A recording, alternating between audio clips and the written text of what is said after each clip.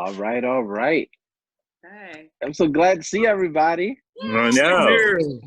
All right. Thank you, everyone who's out there watching in Facebook land and Pittsburgh Playwrights land, or wherever you're from. So today we have something pretty special. Mark Southers has been making videos available online of past productions that we've done. And so we were talking, it was like, why don't we get a nice reunion together with the cast of Miss Julie, Clarissa, and John before we release it? And then that way you can kind of get some behind the scenes stories from our travels with the show, some memories that I'm sure I've forgotten that everyone else has remembered. And so before we jump into that, let's introduce you to the folks that we have here. Part of our creative team, we have Mr. Tony Ferreri, who did the set design for the original production of Miss Julie, Clarissa, and John. Tony, say hi. Hey, everybody. How you doing? Hey, Tony, my girl.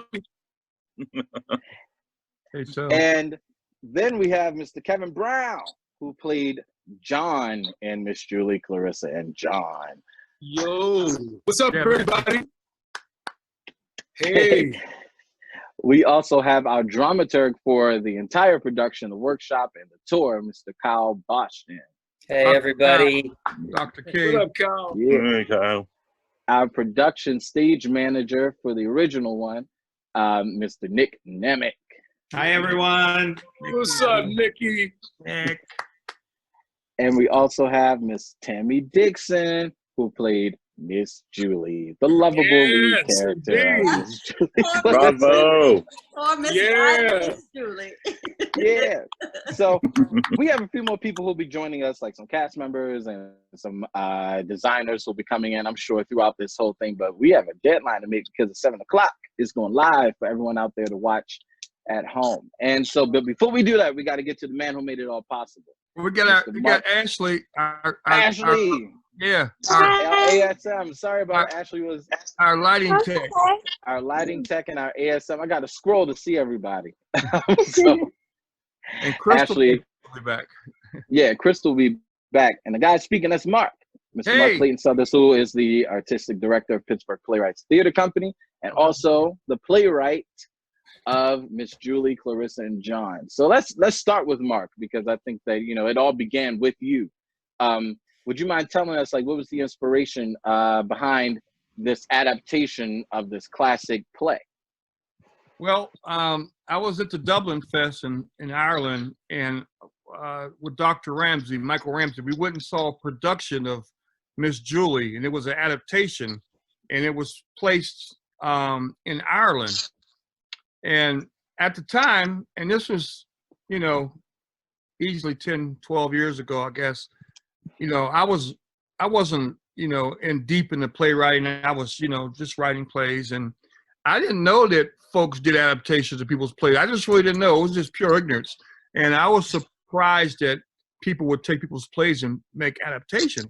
So when I watched, and this is before this play even started, so I watched the play. We were at a place called The Project in Ireland, and I watched this play, and it was between the Protestants and the Catholics. You know, it was a class thing, and I can only, you know, I imagine John and Claire being African Americans. I just imagine if this would happen to African Americans, where could it take place, and this is how I came with the idea.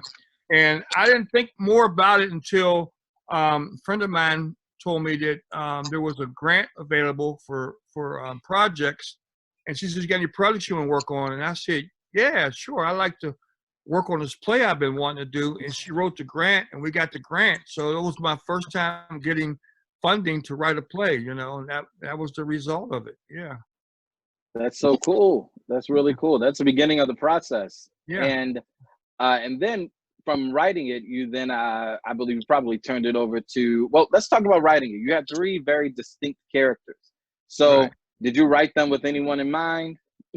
Well, you know, I actually, I bought the script of Miss Julie, and I didn't read it because I don't like to read. I'm sorry, young folks. I you know, I just wanted to get them characters talking and see where it went, and that's what happened. They just took off, you know what I mean? and I just wrote the story that they told. You know, I put them in a situation where they were on a plantation, and you know, I went down there. My wife and I and the kids, we drove down to Lynchburg, Virginia, and we went to we found an old slave plantation. We went to a couple, and we went to the kitchen, and I just imagined them living in that environment. You know what I mean?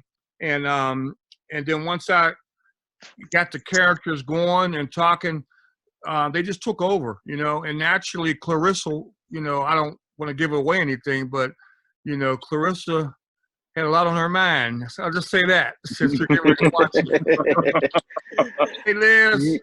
Yeah. So we have joining us. We have Liz Reese, our managing director. Is our managing director of Pittsburgh Playwrights Theater Company, and also Mark Whitehead, who is the sound designer of Miss Julie, Clarissa, and John. So yeah, Crystal's on there. I think Crystal can talk. She can hear us and see us.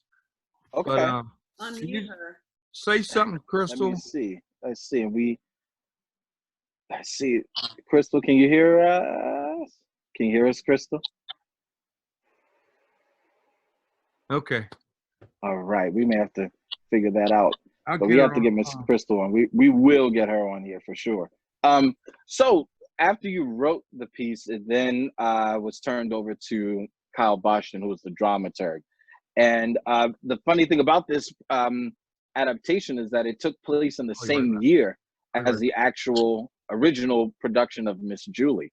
Yeah. So Kyle, how was that on your end, working with this new adaptation of a story that I'm sure you were familiar with? I'm imagining you were very familiar with. Yeah. Well, as a professor of theater history, I had taught Miss Julia more than once, and it's among my least favorite plays ever.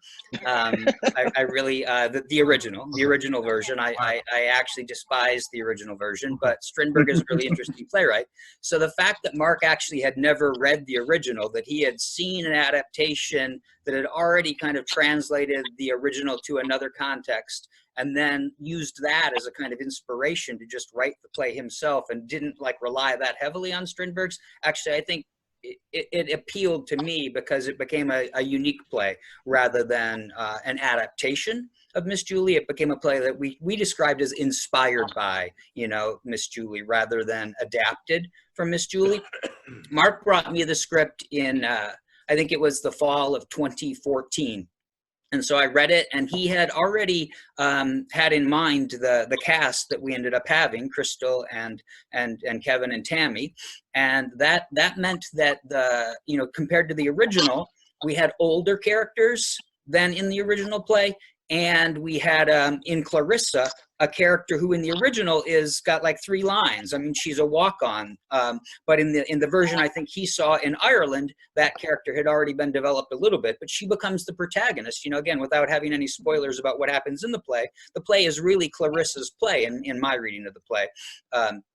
She is elevated to the central character. You know, it's very much a 3-character ensemble, but she's at the heart of it.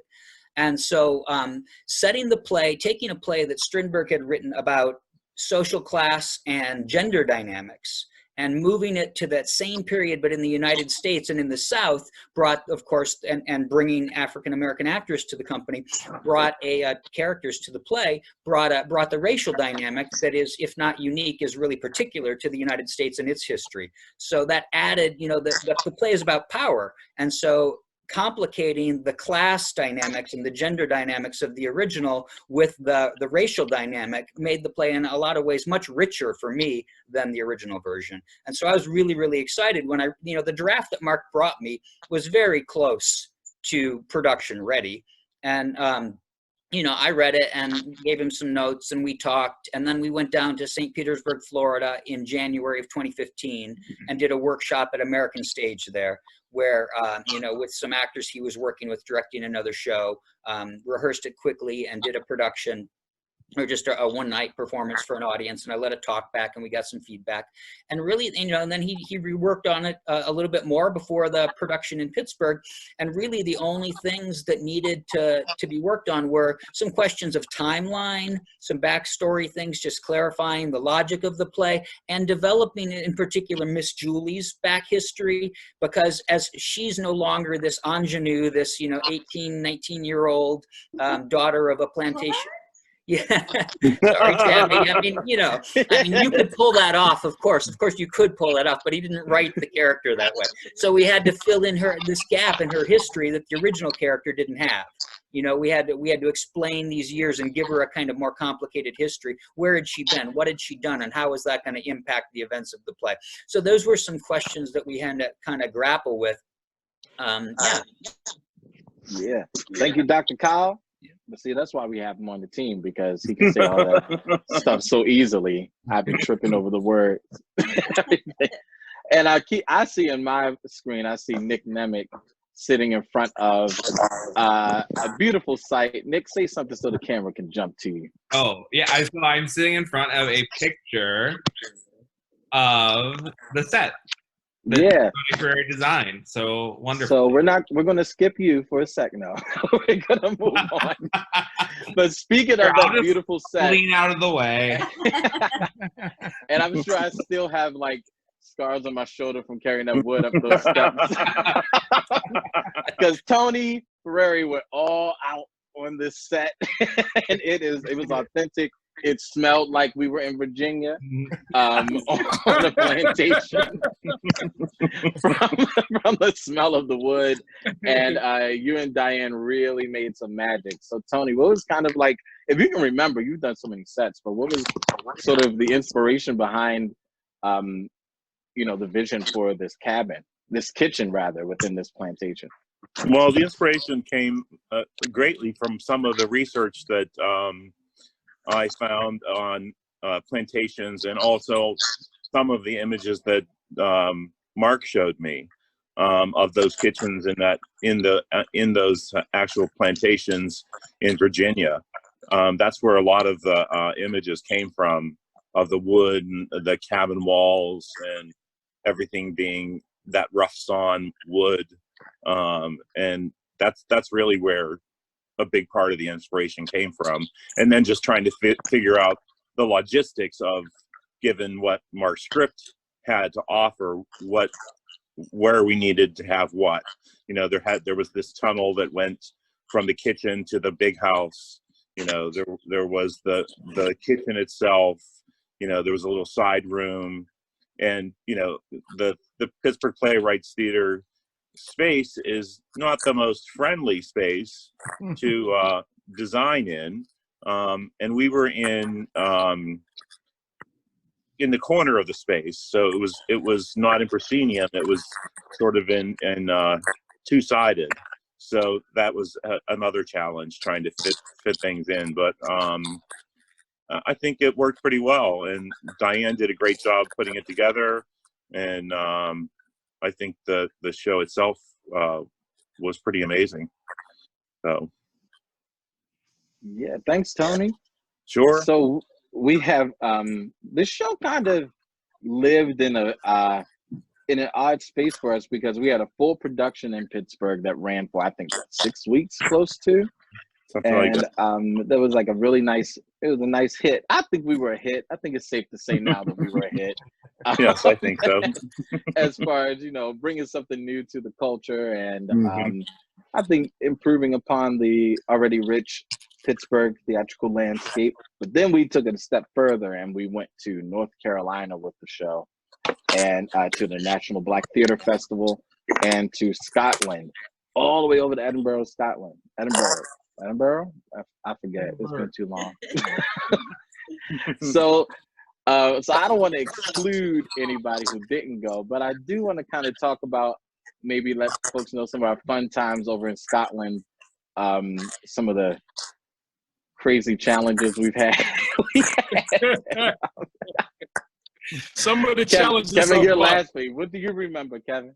Oh man, I wrote, first of all, big ups to Tammy. I've got such big respect for her for driving as much as she did. Oh, You know, I give her all the praise.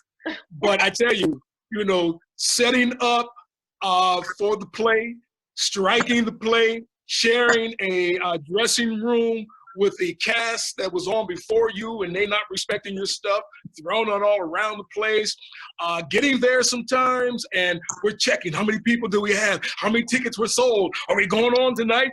And, you know, traveling around Scotland too was wonderful. The house was beautiful. Walk out the back door onto the beach. It was a great experience sharing a house. It was like Big Brother. With the cast and crew, it was a great experience, and you know, hearing what was going on in the United States as we were in Scotland doing what we were doing. It was a great experience. You know, it was awesome for me. You know, we had from the beginning, starting at Pittsburgh Playwright Theater and then moving to Bricolage and then to North Carolina, then to Scotland. The script changed so many times. We cut it down, then we went back to a full fledged production. We cut it back down. And so it kept you on your toes and kept you ready. So it was a great experience for me. It was awesome. Awesome. Great, Kevin. Thank you. I think we have joining us Miss Clarissa herself. Crystal Beats. Hey! That was on. What's up, Crystal? You got here. You made it. With a little help from hubby. Yes, Hey, you Randy. made it. Hey, Mark. That's the captain. That's Captain Hodge. Captain Hodge. I was going to say a little help from Spencer. So Crystal Bates has joined us, and she played the powerful force of nature, Miss Clarissa. So just if anyone is watching on Facebook in the background, you might want to mute it just in case, because I think we might be able to hear it through the phone. But Crystal, we are basically just talking about our different experiences with the show, taking it from America all the way to Scotland and all the fun and good stories that we had along the way. Is there anything that kind of jumps to your mind in our travels? For me, I think the thing that jumps to my mind is when we went from doing it in Pittsburgh, downstairs at Tammy's Theater, to going to the National Black Theater Festival, and then going to Edinburgh, that the script, we had to do cuts. You know, we did the full production, and then when we had to reduce it when we went to the National Black Theater Festival, and then we had to reduce it again to make the time limit in Scotland. So that was all done in like what, 1 week, 3 days, something crazy like that. Yeah, that to me was an amazing experience. I don't think I've ever done that. I know I never did that before. Me either.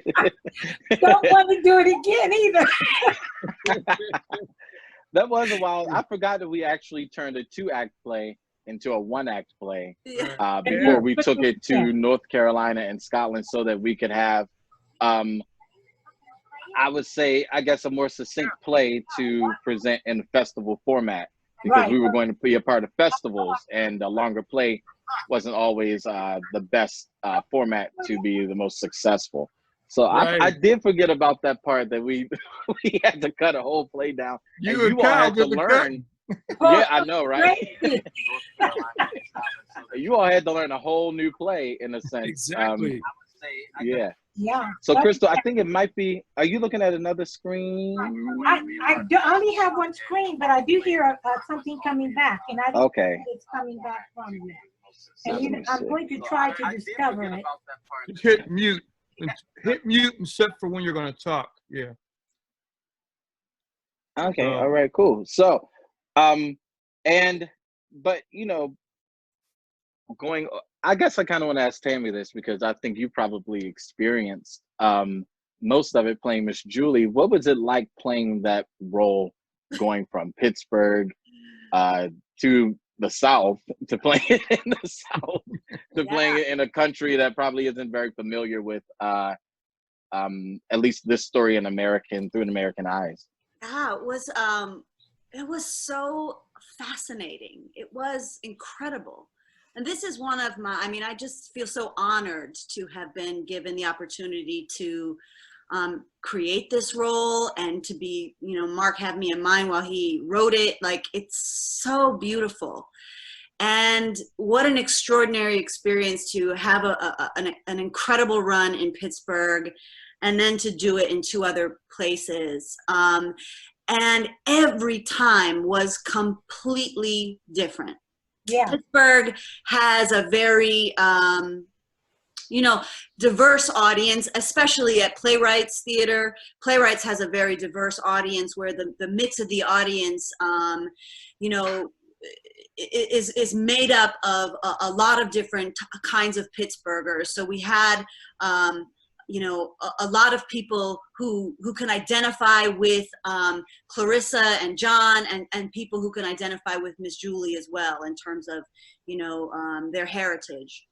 And so that left for a really powerful experience in Pittsburgh to tell this story. I can remember, you know, really feeling vulnerable as the actor after the show in the elevator, feeling like people were looking at me like they wanted to kill me, you know, like they wanted to really like have some words with me because of how, you know, just really cruel Miss Julie could be, you know, if that was the lens with which you embraced her, you know. And I tried not to play her in this sort of, you know, villain type of way, but she was a very troubled human being, you know, raised in a very horrible environment and an ugly period of our history that still resonates today, which is why I could understand how people could look at me as the actor playing this awful person and, you know, feel some type of way. But then we got down to North Carolina, and my God, it was an entirely different experience. Indeed. I don't know why. Maybe because the South has a very different relationship with slavery, you know, with this history, with racism. Maybe it's just more out there and talked about. It's not so covert like it is in the North. But the audiences were so vocal, so there, so contributing to the experience along with us, you know, killer. You know, but in a way that had some spirit to it, that wasn't all anger.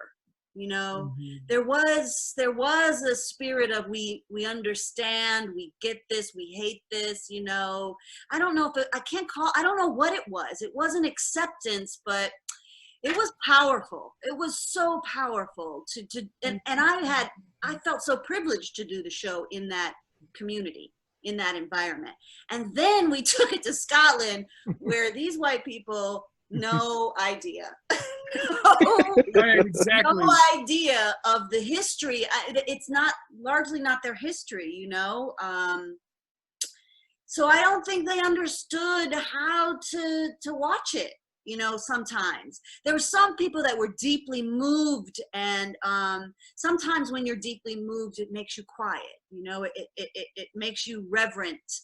Maybe this is a sacred experience for you, and you're watching a story unfold that maybe you don't have a connection to, so you're just witnessing it, and it's hitting you hard. We felt some people there who were hit really hard by the story, but you know, it was literally like black and white. You know, our experience from North Carolina to Scotland, and I appreciate them all of the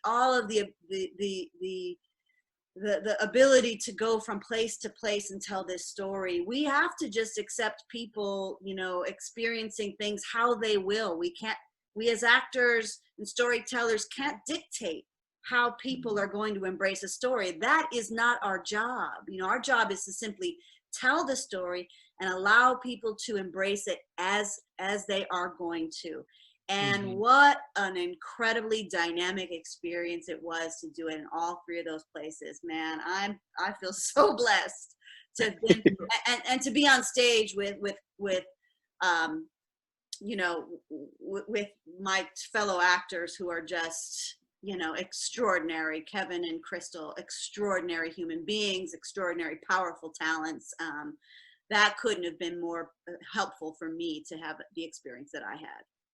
Yeah. I would like Mark. to say Go ahead, Chris. one thing about that. As Tammy appreciates us, we appreciate Tammy because it was a difficult story to tell. As an actor, as a human being, when you feel these emotions of the characters, it's a difficult story to tell. And someone who was vile in many ways, as Miss Julie was, it was very easy to take from Tammy because I know Tammy. I don't know if I would felt that same level of comfort with another unknown actress, but knowing Tammy so well, and that was wonderful. And when we went to the National Black Theater Festival, what I really enjoyed because of the difference in the different places, they embraced Miss Julie. They embraced the truth that was Miss Julie. And so when they were able to celebrate the actors who played it from the truth of Miss Julie. And that was great. I mean, I remember some nights we would walk in and people would be pointing, Miss Julie, oh, there's Miss Julie. Oh, she played Miss Julie. Oh, there's Clarissa. That was Clarissa, honey. And that was so freeing and so wonderful because we had previously, and I remember I guess because in the North, people always feel the subtleness of racism, and it just doesn't come out blanket. So when it came out like that, a lot of the people felt very, very tense in Pittsburgh, very tense. And we would feel that tenseness as people. Yeah. And so it was a lot harder to celebrate what the actor was doing. But not when we got to the National Black Theater. But you know what? Can I say this? Let me piggyback on something you guys said. And when we were in North Carolina, we went to a concert after one of the shows to see Vivian Reed. And there were a group of people who had seen our show before. And when the three of us walked in, I mean, it was like a round of applause for the three of us as we walked in. Also, while we were in Scotland, a lady stayed afterwards and she told me, she said, you know what, I can see how much you guys really trust each other on stage. She felt that connection that we had, and I felt it also. And then the lady who had the booth outside of the theater, I was talking with her and I purchased a gift from her. And I was telling her that all the buildings in Scotland reminded me of a college campus. And she said, let me apologize to you. And I asked her, why you want to apologize? She said, because all these buildings were built on the back of your people, you know, on Africans, on slave labor. So the transatlantic slave trade was not unique just to America. You know, the diaspora of all the African people, you know, all over this globe. And she recognized that, realized that, and apologized, which I thought was very, very huge for her to say something like that. But that was one of my experiences too, from that trio of travel from Pittsburgh to North Carolina to Scotland. So Mark Southers, how did it feel for you as a playwright to hear your words in another country that may be a little unfamiliar with our steeped history in America? I don't know if I really wore my playwright hat. I think I got so comfortable with the show that I like transitioned into producer, you know what I mean? But I did watch the audience, you know, because you got to understand, even though, you know, like I agree with Kyle that it was inspired by Strindberg, but it's like if we went over there and they're doing August Wilson, we're gonna be like, okay, let's see what they want to do with this August Wilson play now. You know what I mean? So it was like, I think there were some folks, we got some remarks and we got a lot of nice comments, but I think it was so much about getting ready and trying to get butts in the seats, and it was hard to take off that producer hat, you know, and really enjoy the whole process of a playwright. Plus, I was struggling trying to keep up, walking with you guys, you know what I mean? So it wasn't a great experience for me physically or mentally, but I'm glad we did it. You know what I mean? But I'm enjoying this talk. For sure. And I want to include some of the other people that we have today on the line. We have Nick Nemec, who was the production stage manager. And we also have Mark Whitehead, as I mentioned, who was the sound designer. And also he worked the sound over in Scotland. You came with it. You probably had the most expansive experience in Scotland, at least, you know, compared to me just sitting in the house, sitting at the beach. And also Ashley, who was around for all of it as well. Like, what are some memories that you all have from the production, or any inspiration or thoughts that come to mind? You want to start with me? Sure. Yeah, I actually, well, going to Scotland was just absolutely astounding. I mean, it's the biggest arts festival in the world, and just being in that city when that's going on, is to see energy there is just unbelievable. And I mean, I saw like physical dance theater from China that was just astounding. I mean, just all the stuff that's available for you to see there is just amazing. And just having just being in a whole city of artists at the same time is just absolutely stunning. And then I also took advantage to go to Liverpool and Manchester for a couple of days. Mark had the most fun. Yeah. You know. Yeah, I did a lot of exploring too. Yeah. He went to Frankenstein's castle. Tell him about your Beatles experience. You did a lot of stuff, man. Yeah, I went to Liverpool and I saw all the Beatles sites, and Kevin, you had mentioned the transatlantic slave trade. That's where the transatlantic slave trade had started, was in Liverpool, and there actually is a slavery museum there in Liverpool as well. And the other thing it's known for is that's where the Titanic sailed from. So, anyhow, but that was in Manchester was really interesting too with this music history. And but I don't know, Scotland. I was not impressed with Scottish cuisine at all. So I hope I'm not hurting anyone's feelings with that. You didn't like the haggis? Yeah, the haggis. But on the other hand, I had some of the best Indian food I've ever had in my life there. Wasn't it good? Yeah. It was good. Yes, it was the first time I had it. Yeah. I would like to say something about when we were actually doing the play, the first one. When I walked on that set, I was absolutely blown away and amazed. I mean, I did feel, as the actor walking on it the first time, out in the floor, the roughness of the floor, I was amazed. You know, the sunlight coming through, it set me in the right atmosphere. And then the other thing that I wanted to mention was something that Montez said to me, and I will never forget it, any play going forward. He said something when we're reading this play, and he said, one thing I don't like, when I watch and all I see is a bunch of happy slaves. They're just so happy to do everything. And that really stuck with me, as far as everyone in the play, Miss Julie, John, and Clarissa. They're set in very tragic. Everything that Miss Julie thinks is not all her fault, as you'll find out when you watch the play. A lot of things happen to people that affect them in such negative ways, and she's no exception. She's a part of the tragedy, if you will. But that perspective on thinking about my lot and when I can show joy and when I cannot, when it would be counter to who I want to be, to take joy. And that's something that no one ever said to me quite like that before. It bothers me when you say that people are in a depressed situation, and for the most of the part they're doing it. And it's only moments that they can steal away where their joy and who they really are comes forward. Mm-hmm. And that was something that was very interesting to carry with me through the play and all three tellings. Mm.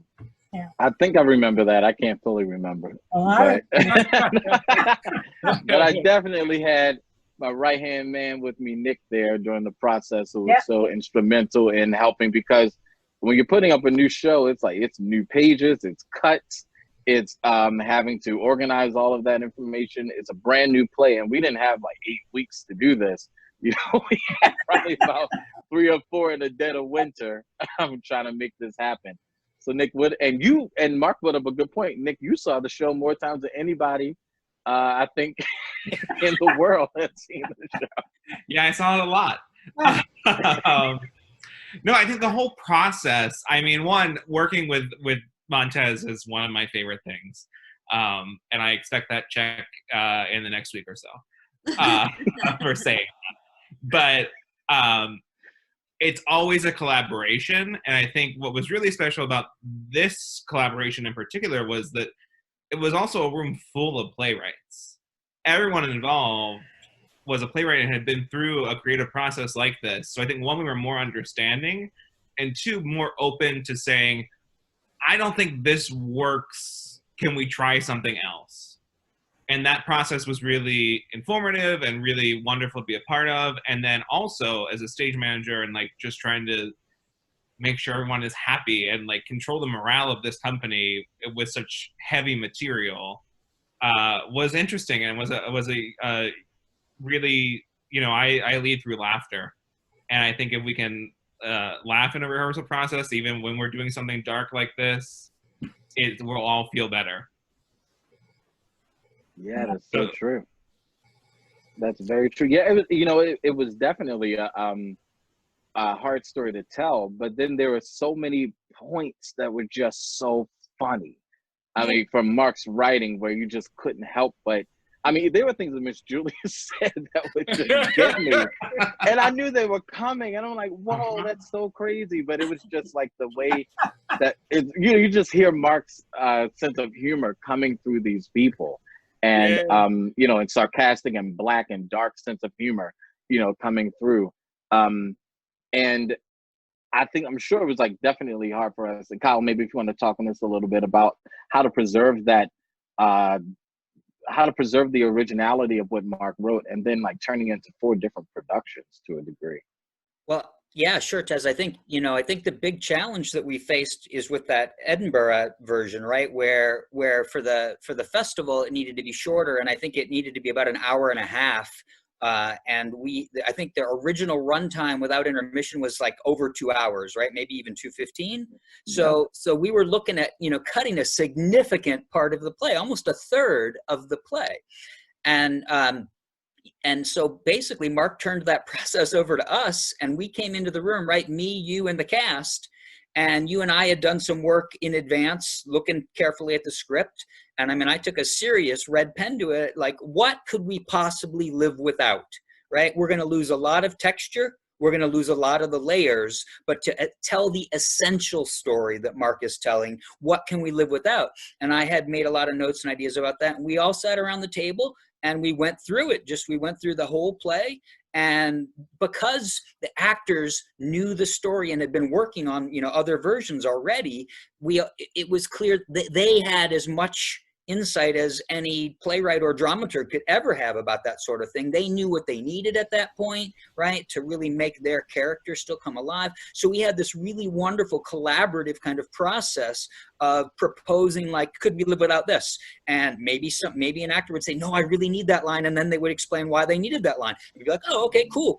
But then maybe they'd be, but you know, I don't really need this one. And we talk about, like, well, could you know, do we need that for the story? And so it was this really great back and forth dynamic where everybody really had a chance to contribute to honing the play to get to our like collective idea of what its essence was, while still losing almost a third of the text, which is, you know, if anyone has ever cut anything, I think it's probably good Mark wasn't in the room, because I know as a playwright and a writer, if people started trying to cut something I wrote like down by a third, I'd have been like screaming, right? How could you possibly, right? But we had to do it for the process. And it actually, I thought, became like a really wonderful experience for me to work with these people who had these other insights into the text than what I would bring from my perspective, and allow us to kind of collectively arrive at this different play that where our priority was, let's be true to Mark's vision, let's be true to the story that we think he's trying to tell, but let's like see how lean we can make it. Let me chime Right. in here, because I don't want playwrights out there cringing about the process that we chose. And please keep in mind that we did a workshop reading at American Stage Theater.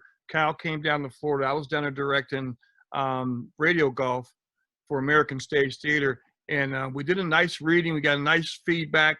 And then, as most folks know, my wife and I was in that horrific car accident on May 11th of 2015. Well, our anniversary is next week, but so I was still like a snow globe, when we started talking about putting the season together, and I really relied on Cal's memory a lot from that production and notes, and he helped me get focused to get it back up. But when it came time to making that cut that we talked about, I knew that I wasn't going to be able to do it proper.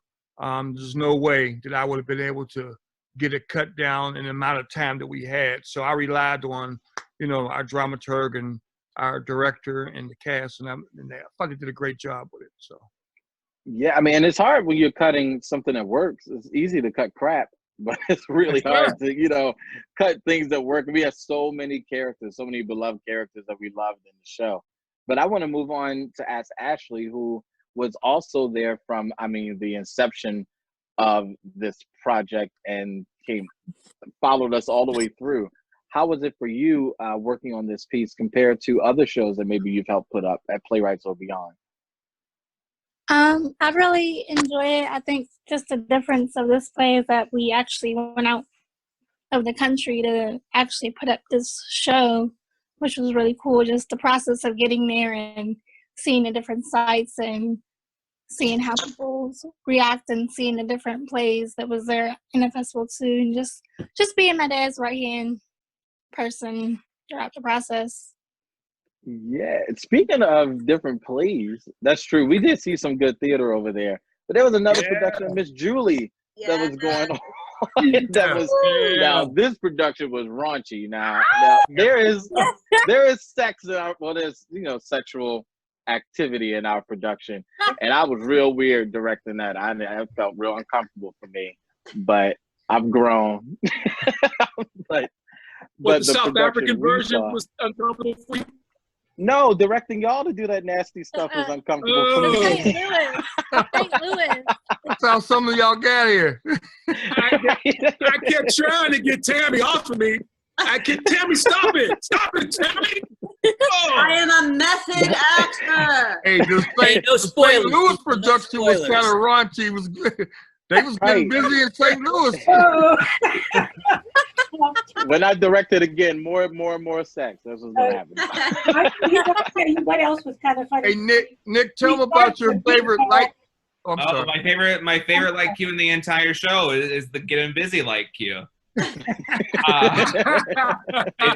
wasn't Act 2, so when you watch it later, you'll know Madeline Steinick, who designed the lights. Wonderful. So in Tony's set, and to echo what Crystal said too, I think throughout the whole process, we're getting there, and then the day when we came in, I'll remember it because it was after Bricolage's bus. We started tech the next day. Yeah. So we all walk in, and it's there. And Cheryl's costumes were there. Like, it was all there, and everything just clicked. It all felt so right. And that was incredible.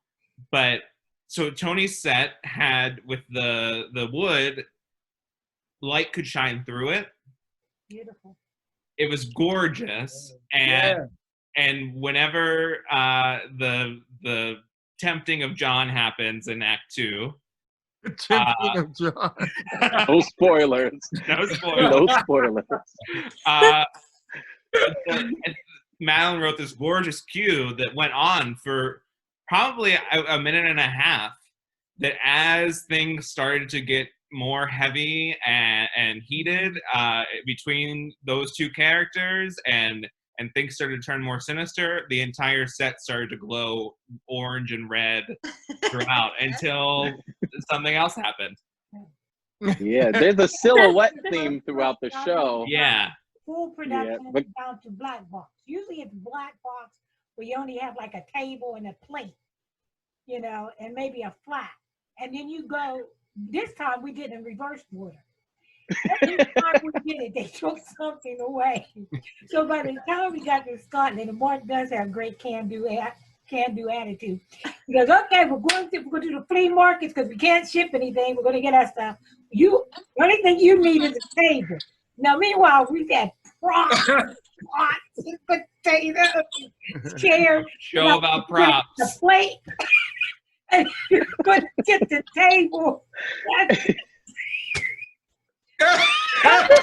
Like PTSD flashback of trying to figure out the process of cleaning and cooking every night.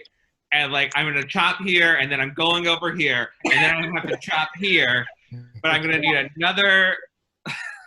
And when we got to Scotland, we were on bare bones. And, that speaks to the play, because nevertheless, it all worked.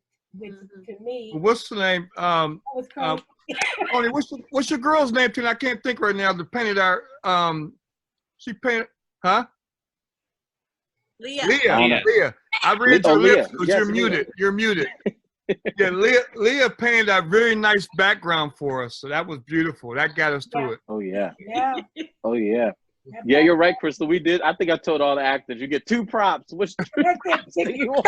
You had 50, now you get 2. And it's crazy. We had to make breakfast and eggs and all types of stuff with bread and a deep plate that looked like it had food in it. Right. Yeah, that is why we got all the way. We went to the store and bought a flashlight and put some orange paper over it to make it like fire. Tammy went from 6 costumes to 1.5. Yeah. Taking it on tour was basically doing a show out of a trunk, and that's how we kind of looked at it, because we could only have a trunk full of space at the theater to hold our set, props, I think they went to the theater in costume at sometimes, so it was very bare bones on this international stage. It was very bare bones, and it kind of, I think, humbled all of us. I was running the lights, and Mark was getting people into the theater, and so it was. I think it took us back all to probably our roots, or close to our roots, in working in the theater. It was so bare bones. Yeah. But we knew we had a quality show. We had quality.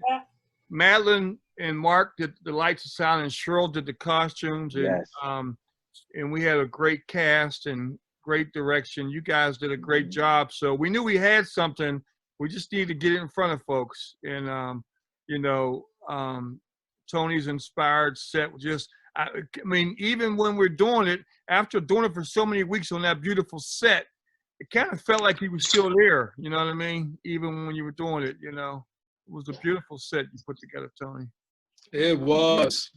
We had such a great support from the Pittsburgh theater community and family who came out and saw us and supported us and brought friends and family. And I'll never forget, I think it was the last performance. It was like completely sold out, and there were just so many, I think it was like a church group there, and we got to a certain part of the show, and like people were covering their eyes and squirming in their chair. Oh yeah, I got that on video. The ladies in the front row, they're like with their prayer cloths, over their knees. But it was just this. It was great to watch. It was one of those shows where it was great to watch the audience. You had more fun watching the audience watch the show. Because they were just along for that journey, because of the wonderfully inspired performances by Kevin, Crystal, and Tammy, and the wonderful designers who all came together to put it, put that shape on it, and great words and great vision. So this was a fun reunion, seeing everybody. Yeah, it is. It truly is. Yeah. Good to see you, Montez. Yeah. Yeah, you too. So we got a few more minutes if anybody want to talk about some fun stuff that happened. Does anyone remember when the bell broke? Yes. Oh, the bell no, breaking. that's like the fifth character. Yeah. Mr. Hodge is the fourth, but that bell exactly. was the character. Right.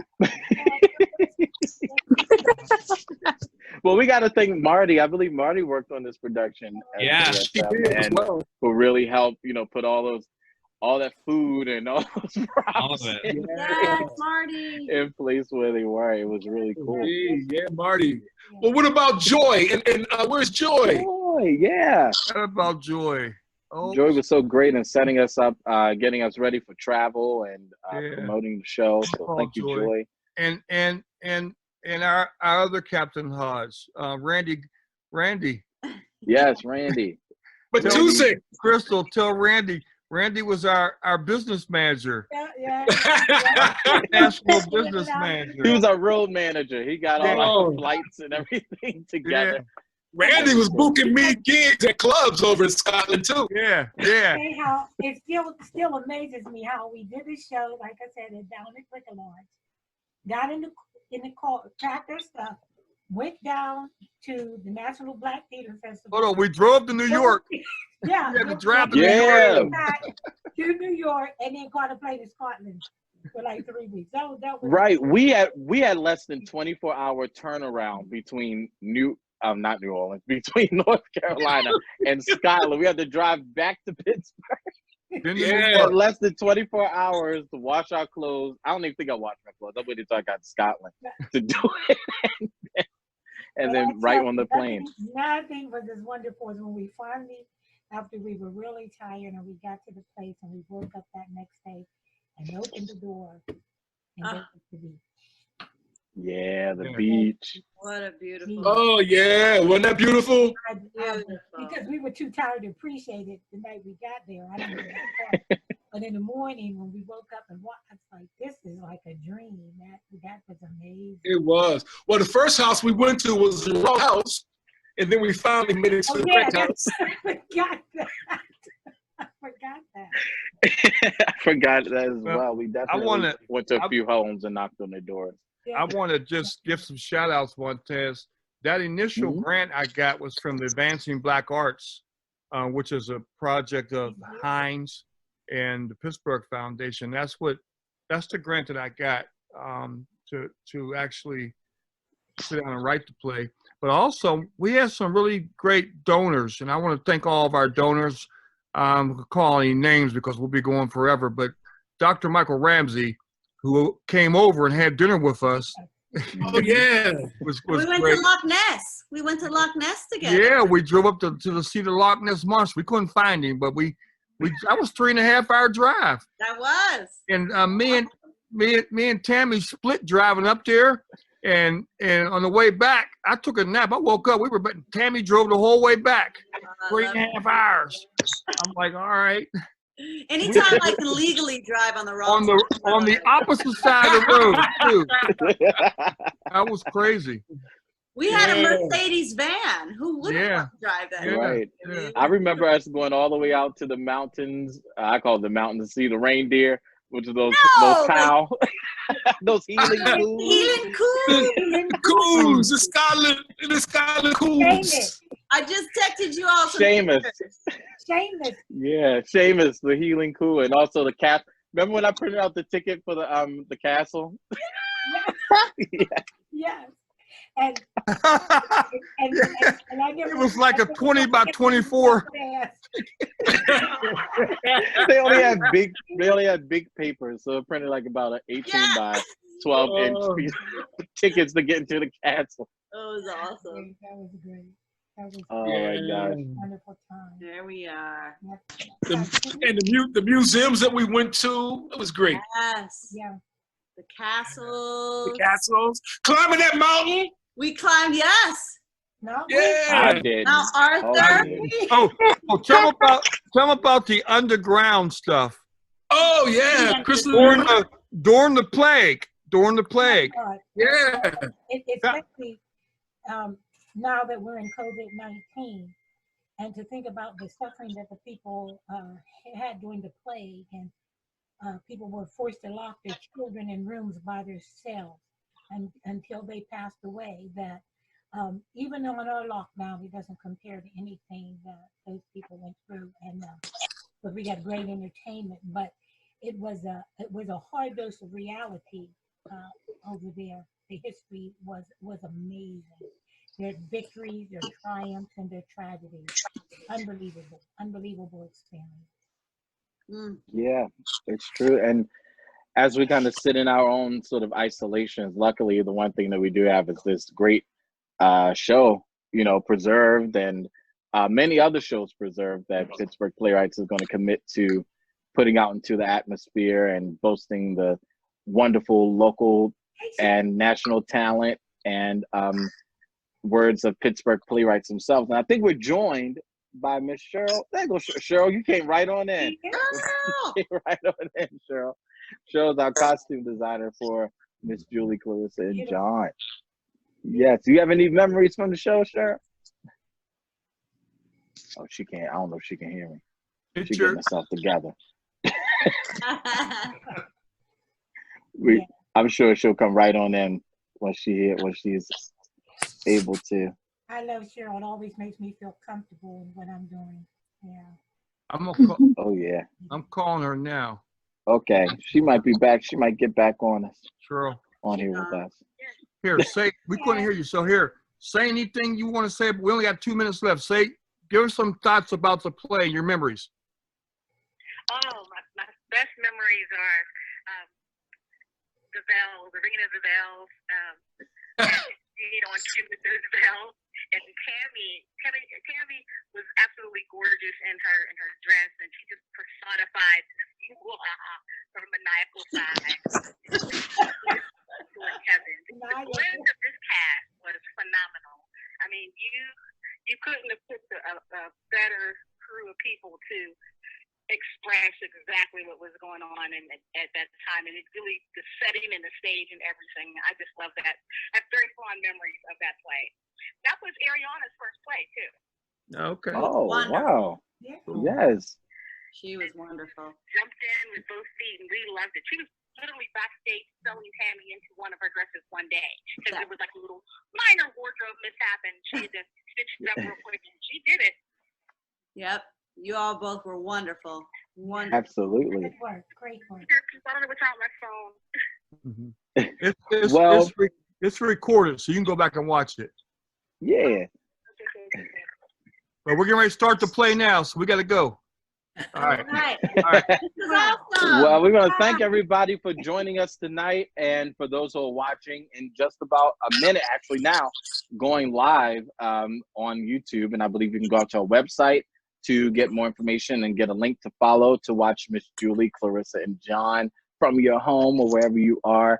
And we really, truly hope that you are affected by this play the way that it clearly affected us, even after all these years later. So I want to thank wonderful cast, design team, and of course our leader, Mark Southers, for putting this group together and making all of this a reality.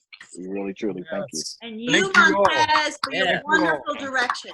Thanks, Montez, everybody. It was a pleasure. Nice to see everybody. Take care. All right. Take care. Be safe. Enjoy. Share the video.